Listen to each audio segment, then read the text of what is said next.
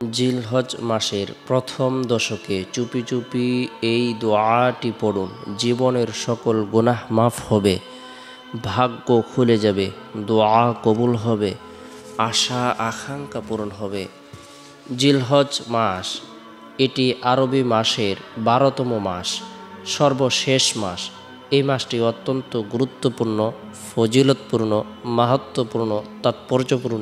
এ মাসে বিশ্ব মুসলিমরা আল্লাহ তাআলার গুরুত্বপূর্ণ একটি বিধান সামর্থ্যবান ব্যক্তিরা পালন করার উদ্দেশ্যে বাইতুল্লাহ শরীফে গিয়ে হাজিরা প্রদান করে থাকেন। আল্লাহ তাআলার দরবারে হাজিরা দিয়ে থাকেন, লাব্বাইক আল্লাহুম্মা লাব্বাইক, লাব্বাইক লা শারিকা লাব্বাইক, ইন্নাল হামদা ওয়ান নি'মাতা লাকা ওয়াল মুলক লা শারিকা লাকা।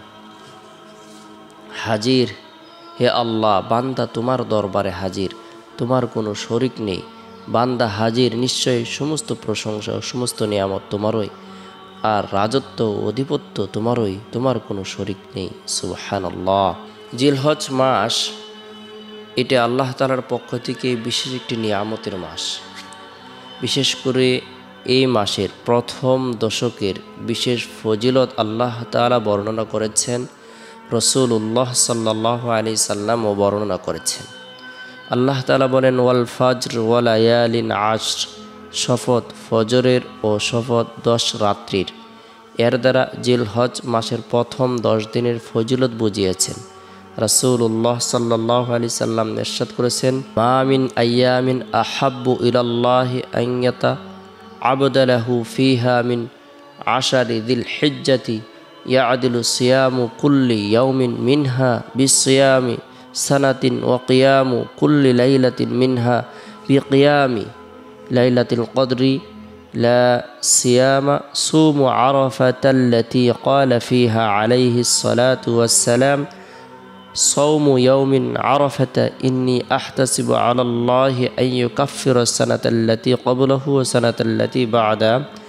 আল্লাহ তাআলার নিকট জিলহজ মাসের প্রথম 10 দিনের ইবাদত অপেক্ষায় অধিক পছন্দনীয় আর কোনো ইবাদত নেই। এর প্রতিদিনের রোজা 1 বছরের রমজানের সমতুল্য, আর প্রত্যেক রাতের ইবাদত লাইলাতুল কদরের ইবাদতের সমতুল্য। বিশেষভাবে 9 তারিখে আরাফার রোজা। আমি আল্লাহ তাআলার দরবারে আশা রাখি, আরাফার দিবসে রোজা রাখলে তিনি পূর্ববর্তী ও পরবর্তী 1 বছরের গুনাহ মাফ করে দিবেন। সুবহানাল্লাহ। জিলহজ মাসের গুরুত্বপূর্ণ আমল সমূহের মধ্যে উত্তম একটি আমল হলো প্রথম দশকে বেশি বেশি করে নফল রোজা রাখা। বিশেষ করে 9 জিলহজ আরাফার দিনের রোজাটি অবশ্যই রাখার জন্য আমরা চেষ্টা করব। এই দিনে কোনো ব্যক্তি যদি নফল রোজা রাখে, আল্লাহ তাআলা তার পূর্ববর্তী ও পরবর্তী 1 বছরের গুনাহকে মাফ করে দিবেন। রমজানের পরে সবচেয়ে ফজিলতপূর্ণ ইবাদতের সময় হলো জিলহজ্জের প্রথম দশকের ইবাদত। উম্মাহাতুল ইবাদা বলা হয়ে থাকে।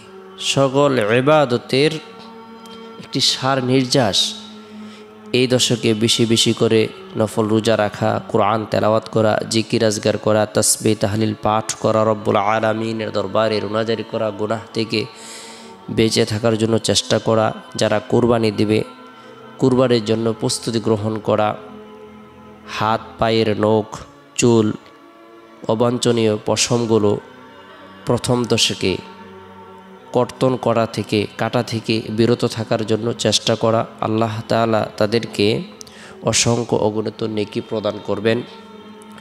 বিশেষ করে আমরা প্রথম দশকে চুপি চুপি গুরুত্বপূর্ণ যে আমলটি আমরা সকলেই করব, নারী পুরুষ, আল্লাহ পাক রব্বুল আলামিন যে আমলের বরকতে আপনাকে আমাকে এত মর্যাদা প্রদান করবেন।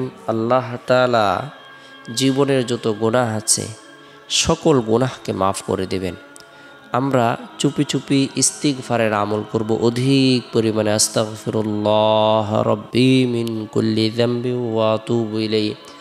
এছাড়াও চাইলে আমরা চুপি চুপি ছোট্ট ইস্তিগফারটি আমল করতে পারি। আস্তাগফিরুল্লাহ আস্তাগফিরুল্লাহ, আল্লাহ আমাকে মাফ করুন। এরপরে গুরুত্বপূর্ণ যে আমলটি প্রথম দশকে আমরা একাগ্রতার সাথে মনে প্রাণে বিশ্বাস রেখে সর্বদাই করব, সেটি হলো তাকবীরে তাশরিক পাঠ করব। আল্লাহু আকবার আল্লাহু আকবার, লা ইলাহা ইল্লাল্লাহু আল্লাহু আকবার আল্লাহু আকবার ওয়ালিল্লাহিল হামদ। আল্লাহ সবচেয়ে বড়, আল্লাহ সবচেয়ে বড়, আল্লাহ ছাড়া কোনো মাবুদ নেই। আর আল্লাহ সবচেয়ে বড়, আল্লাহ সবচেয়ে বড়, সকল প্রশংসা শুধু তারই।